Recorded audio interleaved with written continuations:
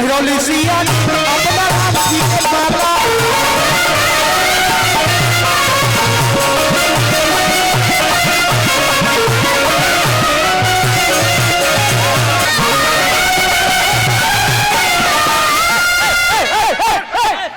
का होता करबो धारा धरी कहनी ने झकोरा मारे लगी फोन बहे लगी चैन हो गइला तू बेचैन बड़ा अच्छा बियाह को के ले जाता एक मिनट बताई बियाह करा तारा अच्छा के बात सही बात कहले रह सीता शांति दिमाग के रहले नु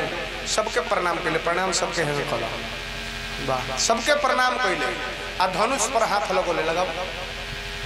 ऊपर उठाओ पहले ऊपर उठाओ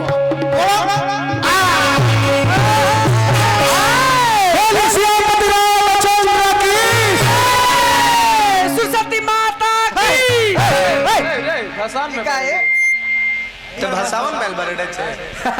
राम जी का तुरनी हम धनुष बुड़बक बनावले बड़ा स्टैंड नवा के अच्छा मानी तो देव ना तो पत्थर थोड़ा देर खातिर ईराम में बारे राम जी धनुष के उठौले सब कोई देखल लेकिन कब तुरले कोई ना देखल आकाश में खाली आवाज गई लिखल गई तही छने राम मधे धनु तोरा भय भुवन घड़ी घोर कठोरा रामचंद्र जी जब धनुष के तुरले बारी सीता माता जयमाल करे खातिर आवत रही सीता आवो सीता सीते सीते ओए सीते खड़ा हो खा और आगे आओ खड़ा हो खा खड़ा हो खा आओ अतः तू निहुर कर रह बेटी पतो के लक्षण सीखा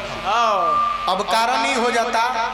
कि सीता माता जब माला पहनावे गोल बड़ी तो सीधे एक हाथ छोट हो जाता हालांकि एजा इहे बोर लागत रही लेकिन जब भाव बात का कहियो देखावे के बाद सीता माता एक हाथ छोट हो जाता लिखल बा सीता रहली 6 बरिस के राम रहले 12 बरिस के सीता रहली 8 बरिस के राम रहले 16 बरिस के गर्दन तर सीता पहुंचत नहीं कि माला डालोस आ सखी लोग राम जी से पूछता ए जी काजी ए जी काजी ए जी काजी काजी थोड़ा मुड़ी झुकाइए ना झुकेगा नहीं तो झुकेगा नहीं तो कैसे झुकेगा ए महाराज वो कौन ची माला अच्छा पुष्पराज लग डेल को झुकेगा नहीं झुकेगा नहीं तो कैसे झुकेगा झुकाना तो पड़ेगा अच्छा रोकी सुनी झुके ना ना काहे छतरी है बारखा में ओढ़ला के घाम में वो छतरी ना राम जी जात के छतरी रहले राजपूत रहले तो छतरी सभा में मुड़ी को ना झुकावेला राम जी मुड़ी झुकावते नहीं कि सीता करस तो का करस सखी लोग निवेदन पर निवेदन करता ए साहब थोड़ा सा मुड़ी झुकाई ना अरे झुक ना जाई 5 तनी सा झुकी ना ना झुके तो तनी सा निहुड़िए जाए 2 मिनट के काम पे फिर खड़ा हो जाए हां मालवा पहना दिए तो खड़ा हो जाए निहुड़ जाए नहीं काहे ना निहुरे मेहरारू के सामने मुड़ी ना झुके हां तो मर्द के सामने पटा जाई महाराज पटा जाई मुड़ी ना झुका ना वैशाली के सखी लोग आवेला कैसे गावेला अरे की तोनी सासी रावा हर झुकाइए रामचंद्र दुल्हा सिया डली है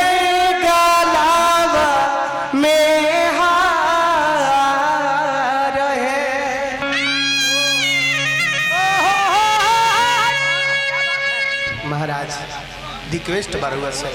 तनियो सा तो मुड़ी झुका ले ना झुका तनी झुक जइयो दुल्हे सर नली मेरी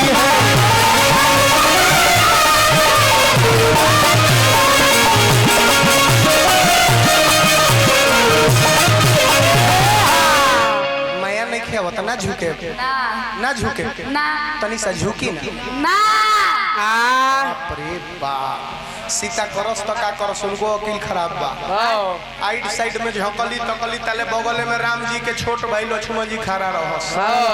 इशारा में सीता माता लक्ष्मण से कहली कि ए लखन सुनी ले कि तू धरती के मालिक हो शेष नाग तहरा के कहल जाला तोहरे बस में धरती रहेला तो ऐसा कुछ काम करो अपना भैया के और धरती एक हाथ खाल कर दो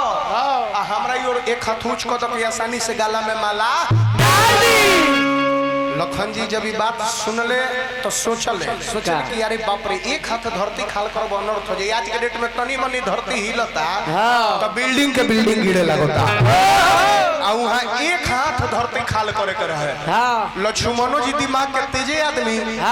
उहो मर्दव एगो बुद्धि लगा देले भैया खार रहले एकदम खामा लेखा जाके राम जी के सोझा उनकर प्रशंसा को के तब तोर गोर लागे लगले जय हो जय बोले कि बा भैया भाव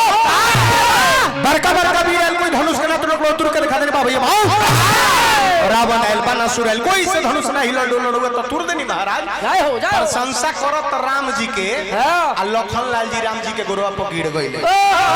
तो कौनो छोट भाई बड़ भाई के गोर पर गिरला तो बड़ भाई के फर्ज बनल के ओकरा के झुक के उठावे त रहुआ हमरा के उठाई उठाई ताले सीता के मौका मिलल गला में माला डाल देली रामो जी देरी ना कइले तुरंत माला। कितना सुंदर दृश्य बनल बगले बा कितना सुंदर दृश्य बनली बहुत सुंदर आहा हा सीता माला पहना देलू हां मजा आवत देखे में बहुत मजा आवत हम बुझत नहीं खुश बारू तू अरे तो पहिरौली सिया जी अपना राम जी के बाबा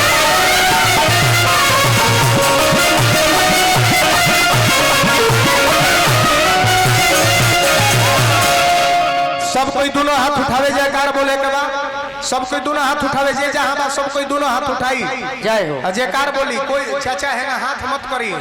भगवान के कृपा हुई और उम्र एकदम एकदम जवान छोकरा जैसो हो जाए। सही बात बा एकदम ताली बजावे के राम जी के नाम पर जयकार बोले के बाद प्रेम से बोली सियापति रामचंद्र की हाथ सब पर ऊपर रहे के चाहिए। श्री राम जय राम जय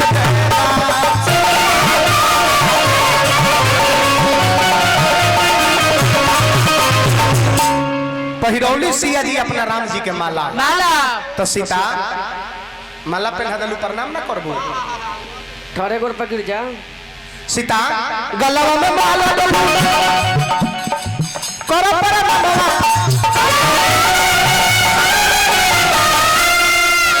कितना सुंदर संस्कार बाकी कोई गोर पकड़े तो उठावे के चाहिए। लेकिन कुछ भी बा भाई तो भाई होखबे करेला लेकिन जब भौजाई आ जाला तब भाइयों के मोल कम हो जाला। दृश्य रउआ लोग के आंख के सोझा बा हम गोर पहिन का गिरनी है तो तनी लेट से उठौले हैं आउ जब गिरल तो भट दे उठाता बुझाता हम चुप करे देखनी है सबे का करब लेकिन कोनो दिक्कत ना अच्छा बा जोन काम होके के चाहिए होके के चाहिए। जब ई तारा गोर पर गिरली ह एही जा झकोरा न्यूज वाला रही चाहे आरती न्यूज वाला बाप रे बवाल को देते सब है जैसे छुअली है उनकर गोरा इनका के धक उठौले हैं हत हक थुथुन तोर माइक ठेकाई एक मिनट में भैया भाई साफ सुथरा बात बताओ साफ सुथरा बताओ तो जब ई तारा के छुअली त ए भाई तारा कैसा लगला साफ साफ बोलो बहुत मजा आया मजा आई तो का मजा के तू और लेवल चाहता हो दिवाली तो लगी झकोरा मारे लगी पवन बहे लगी अरे तो गलवा में माला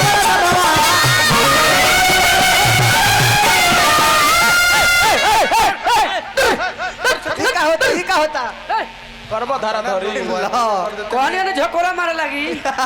पवन बहे लगी बेचैन हो गइला तू बेचैन बड़ा अच्छा बियाह को के ले जाता एक मिनट बताई बियाह कर तारा अच्छा के बात सही बा कनिया घरे ले जेबो संहार में बोलो अरे ई ना समरी है तो पापा समरी है हमारे पाउडर क्रीम उनका बाबू किन के ले हां अच्छा पूछे तो इनका से हमारा के पूछे के संहारी इनका के पापा ला जगह है बाबा रे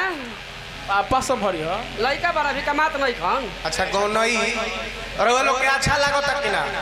अच्छा ना लागत तो हम ना गए अच्छा लागत कि ना सब कोई हाथ उठा के बताओ एक बार है बताइए हमारे सामने ये बोकस गौनई गाने वाला ये मऊगा कलाकार हमारे सामने क्या बोती है ये क्या बोती आएगा हमारे सामने बबुआ तुम अभी बच्चे हो मेरे नजर में बच्चे हो जितना सुंदर हमारे श्रोता लोग हंसता खेलता वही हंसा खेला के देखो हमारे पर दाढ़ी ना जहाँ कहीं के बाल एकदम झरे लगे हॉगिस पे ना हॉगिस अरे तो पहिरौली सिया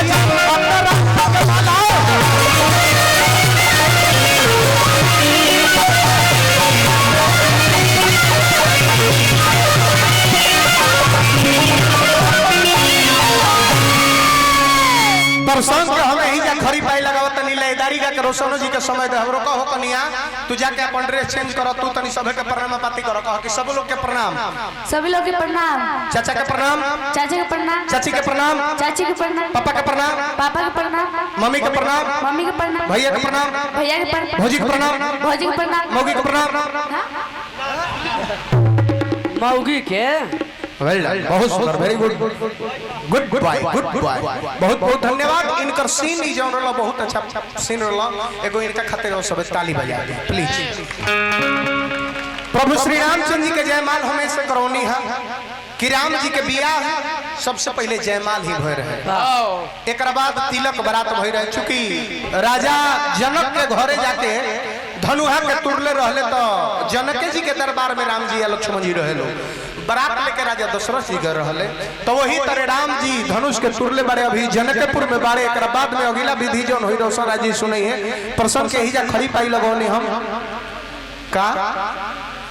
सत्यम जिला शिवानी करे गो इंस्टाग्राम आईडी होकर करो सब फॉलो करो दी हमरो गाना पर रील बनोले बड़े गोरी तोरी पत्री कमरिया जौन गाना हमारा भी ट्रेंडिंग में चलता वो गाना पर रील बनोले बड़े काफी अच्छा लगल बा इनका चैनल करवा सब जरूर फॉलो करो बहुत बहुत धन्यवाद रोल के निभावे खातिर तब प्लीज सिट डाउन आप बैठ सकते हैं तो दूसरी तरीका था